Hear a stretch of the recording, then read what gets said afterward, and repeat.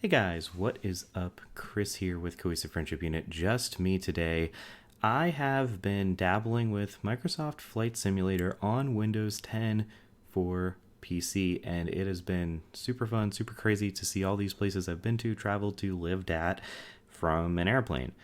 However, I have two concerns concerning its eventual arrival to VR that I want to cover that I think might kill this as being the Hail Mary, the killer app or a killer app of VR. And I'm still optimistic, but I have reservations now. But before we get into it, we are doing a giveaway for Cyberpunk 2077 on your platform of choice. All you have to do is be subscribed, so we would really appreciate your support.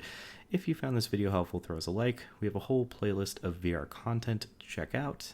And if you love us, like I said, sub us. Let us know down below how you're feeling about Flight Sim 2020 coming to VR. So like I said, I've been enjoying this game, and there's really 2 points of concern that I have. The first point is the performance, or lack thereof. And I understand that this game is, I'm not saying it's a poorly optimized game. I'm saying it's a very hard to run game. And the problem with that is VR usually at minimum, you're running VR games at 72 frames per second if you're using the Oculus Link cable on your Oculus Quest. Ideally, you're running games at up to 144 frames per second on the Valve Index, and anywhere in between, usually landing around 90 frames per second. Not to mention, you're usually running these at a higher resolution than 1080p to mitigate the screen door effect in VR.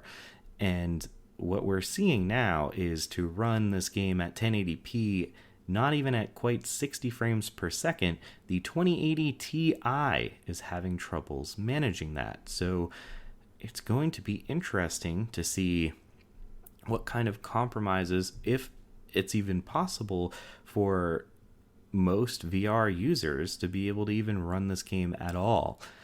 And that is, I guess, a bit concerning. I would venture to imagine most people don't have 2080 Ti's, and that's struggling, yes, at high settings, but that's struggling to even get the game going at 60 frames per second 1080p. That's just not going to cut it for VR, and that's frankly a problem. Yes, there are new GPUs coming out, and we will see how those handle this, but it is a concern of mine going forward. And the next thing is pseudo related, and that is motion sickness. Now, some people, I'm sure, will have no problem. They'll be already expert pilots hopping right in and hitting all the right buttons and going at it. But for maybe newer pilots like myself, I've actually found myself getting nauseous in non-VR, which is extremely rare for me in a 2D game. In fact, I can't even think of the last time it's happened to me. Yet here we are.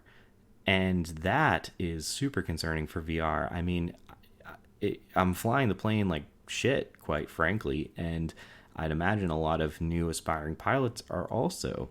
And I guess this is my concern, where Half-Life Alyx or a game like it, or Beat Saber or Super Hot are super easy, fun ways to hop into VR with minimal to no motion sickness because of accessibility settings and generally good performance on most platforms. I'm worried that aspiring pilots just aren't going to be flying planes smoothly on day one. I guess what I'm saying is, I don't know if this is a day one VR game.